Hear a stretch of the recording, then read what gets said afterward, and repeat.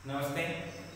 आज हम online study की शुरुआत करते हैं और जैसा कि आप सभी को विदित है कि अभी जो आपका अकाउंट का पेपर होना अभी बाकी है, जो कॉमर्स के लिए सबसे मेन पेपर होता है।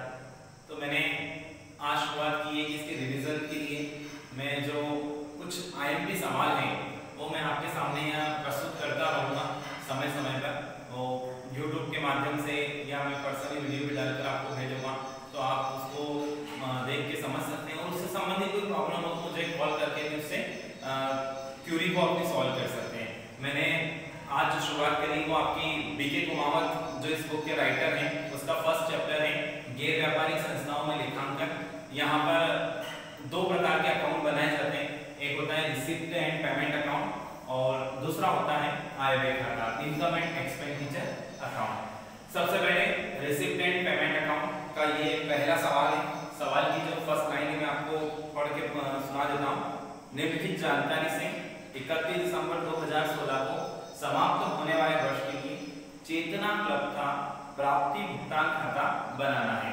प्राप्ति भुगतान खाता बनाने से पहले इसके नियम कुछ 4 इसके जो नियम है वो सुने आप।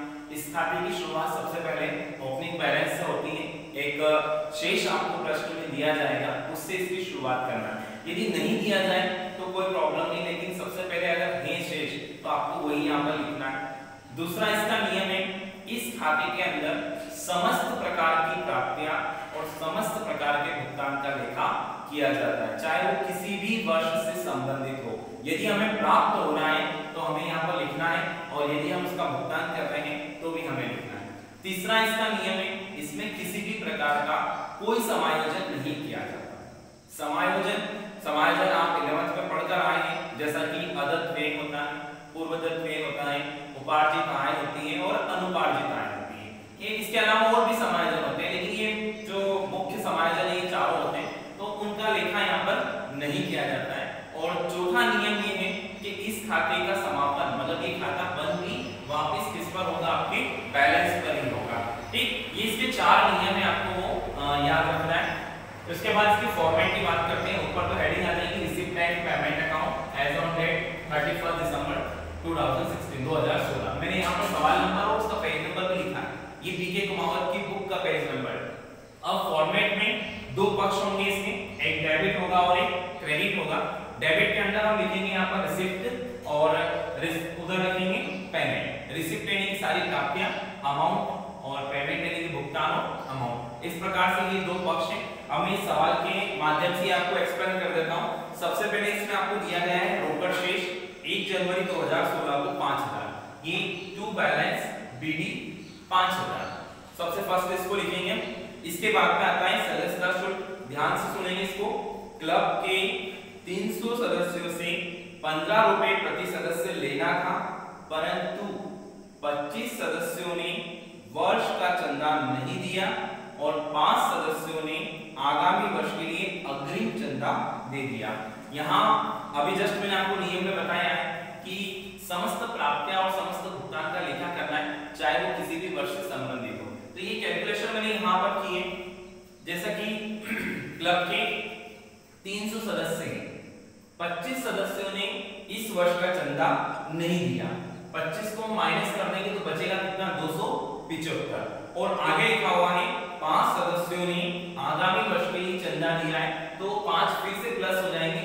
कुल मेंबर कितने हो जाएंगे आपके 280, और 15 रुपए एक सदस्य चंदा देता है। 280 में 15 का मल्टीप्लाई करेंगे तो 4200। ये यहाँ पर मेंबरशिप फी 4200।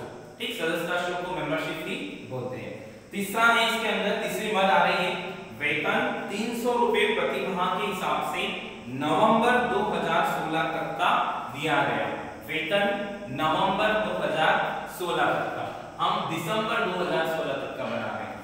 और इस वर्ष में केवल कहां तक का दिया गया है, नवंबर तक का दिया गया है। इसलिए कहां लिखा जाएगा, पेमेंट वाले पक्ष में, क्योंकि ये भुगतान है टू सैलरी। नवंबर तक यानी कि जनवरी से लेकर नवंबर तक कितने माह होते हैं, केवल आपको 11 माह का ही वेतन यहाँ पर लिखना है, क्योंकि जनवरी, फरवरी, मार्च, अप्रैल, मई, जून, जुलाई, अगस्त, सितंबर, अक्टूबर और नवंबर तक 11 माह होते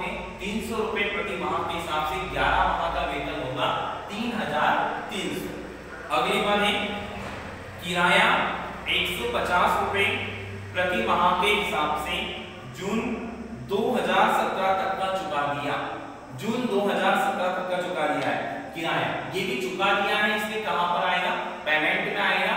सबसे पहले हम देखते हैं कि कहां तक का चुकाया है, जून 2017, और हम बना कब का रहे हैं, 31 दिसंबर 2016। तो इस वर्ष तो पूरे 12 माह मैंने यहाँ नोटिस किया है, इस वर्ष के 12 माह और 6 माह आगामी वर्ष। 6 कैसे हुए, जून 2017 मतलब जनवरी, फरवरी, मार्च, अप्रैल, मई और जून, कुल मिला के कितने माह का किराया चुका रहे हैं, 18 माह का। और प्रति माह कितने हैं, 150। 150 में 18 का मल्टीप्लाई करेंगे तो कुल पेमेंट कितना होगा आपका, 2700। अब ये मद है फर्नीचर माह दिसंबर 2016 में फर्नीचर के लिए आपने 1000 रुपए अग्रिम दिए गए हैं, परंतु वर्ष के अंत तक 150 रुपए के ही फर्नीचर प्राप्त हुए। यहाँ पर ये जरूरी नहीं है कि कितना प्राप्त हुआ है, यहाँ यह जरूरी है कि आपने खर्च कितना किया है। हमने फर्नीचर के लिए 1000 रुपए अग्रिम दिए हैं, तो हमारा जो वर्ष का खर्चा है वो क्या माना जाएगा, 1000 ही माना जाएगा। तो ये हम भुगतान की तरफ लिखेंगे बाय फर्नीचर 1000। ठीक, जो प्राप्त हुआ है उससे कोई लेना देना नहीं है। अगली बात है विविध व्यय, वर्ष में 1000 रुपए विविध व्यय हुए हैं, जिसमें से 150 रुपए देना बाकी है।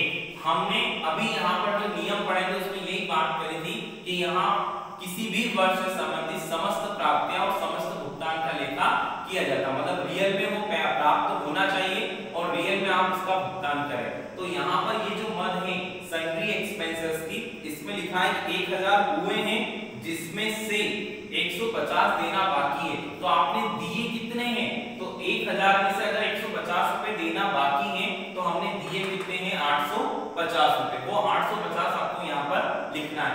अगर हम सारी मदों को लिख चुके हैं तो अंत में हमें क्या करना पड़ेगा, इसका जो है बैलेंस निकालना होगा।